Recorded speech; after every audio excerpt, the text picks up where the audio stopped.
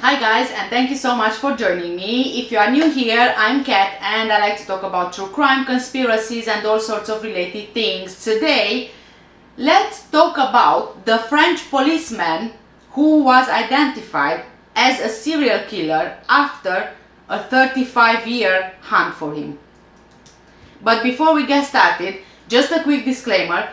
All the information I'm giving you in today's video is already found in the public domain. Also, I will be giving you my opinions and views on this case.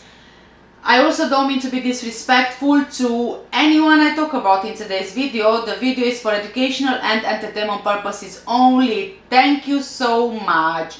So let's get started.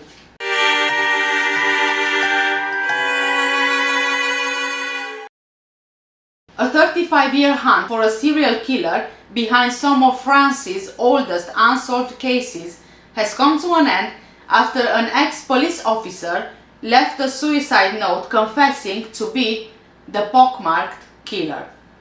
Francois Verove, 59 years old, took his own life at his rented home in the south of France after receiving a summons for questioning, leaving a written statement and DNA evidence confirming his identity. His body was found in the southern town of Grau-du-Roi near Montpellier on 29th of September. He faced accusations of the rape of minors, murder, attempted murder, armed robbery and kidnapping of minors. DNA tests, which were immediately ordered by the investigating magistrate, established a match between the genetic profile found at several crime scenes and that of the dead man. According to local media, Verove mentioned past impulses in a letter he left behind, which he had since brought under control, and said he committed no crimes after 1997. The murder confession contained no specifics. France has long been appalled by the killer, nicknamed Le Grêle, which translates to the pockmarked killer, accused of 4 murders and 6 rapes since 1986. The alleged crimes include the most notorious one, the murder of a child, 11-year-old Cécile Bloch, from Fontainebleau, France. She was reported missing by her mother when she failed to return home for lunch on May 5, 1986. After a search, her partially naked body was found under an old carpet in a basement, and evidence suggested she had been raped. She was found dead in the same basement of the building where she lived in the 19th arrondissement of Paris. Shortly after noon on 5th of May 1986, Cécile's mother, Suzanne, called the family's home telephone to make sure that Cécile made it home for lunch. When Cécile did not answer, Suzanne called her daughter's school and was informed that she didn't show up for class that day. Suzanne and her husband Jean-Pierre alerted the guard at their apartment building and began searching for their daughter. Cécile's body was found half naked.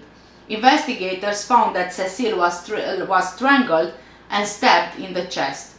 The fact that her body was partially naked and the presence of semen indicated that she had been raped. Police believed the killer grabbed her as she came out of the building's lift on her way to school and dragged her into the basement.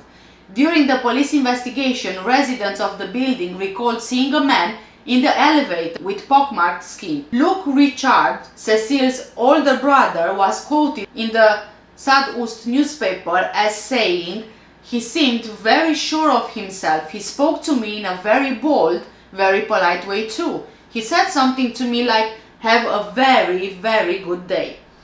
Cécile's parents both died without knowing who was responsible for their daughter's death. That year, police published a police sketch based on witness statements that showed a man of around 25 years old, 6 feet tall, with light brown hair and with visible traces of acne on his face, hence the nickname. Genetic testing conducted a decade after Cécile's murder revealed her killer went on to commit a series of rapes.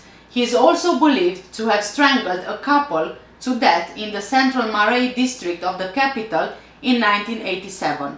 In 3 separate attacks on a 26-year-old German woman, a 14-year-old girl and an 11-year-old girl, he identified himself as a policeman. Investigators at the time believed this was just a ploy he used to gain control of his victims. However, it was also this detail that eventually led them to Verove, whose crimes have taken place between 1986 and at least 1994. Officers eventually uncovered evidence Le Grau was a member of the security forces who had been driving a white car. In one case of abduction and rape, he showed his police card to make a lone girl get into his unmarked car. Other suspected murder victims were Gilles Politi, 38 years old, and the 20-year-old German woman Irmgard Miller, who was Politi's au pair. They were both tortured.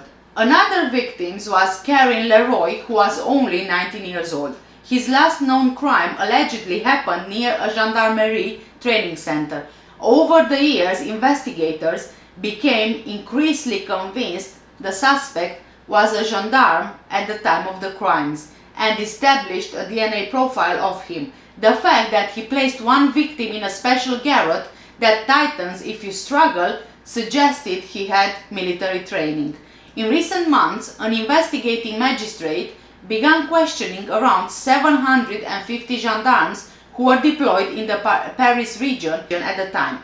One of them was Verove, who was sent a summons on September 24th for questioning on September 29th, but he was reported missing by his wife on September 27th and found dead 2 days later in Grau-du-Roi, a seaside resort on the Mediterranean coast.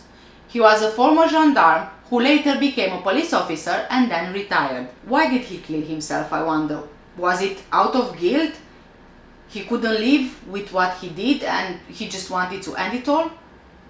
I think on one hand he did it because he was feeling guilty about what he'd done and he couldn't carry on living like that, so he really saw suicide as his only way out. I mean, imagine his wife knowing what he did and his family finding out what he did whilst he was a police officer.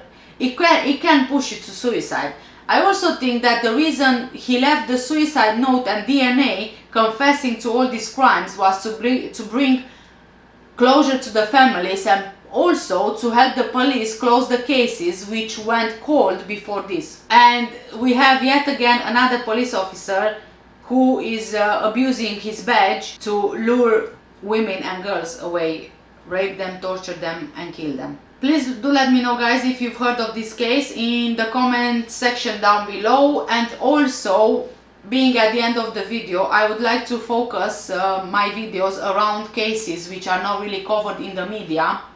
So if you do have anything in particular that you'd want me to cover, please give me a name in the comments below. I'll try to look into it and make a video around it. Also, you can contact me by sending me an email. The email address is in the about section of the YouTube channel. Also, you can send me a message on my Facebook page. I'm quite active, especially on Facebook and YouTube.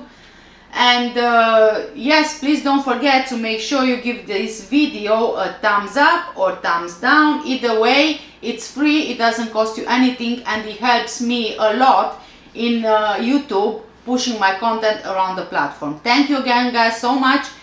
Please take care and stay safe, and I'll see you in the next one. Bye.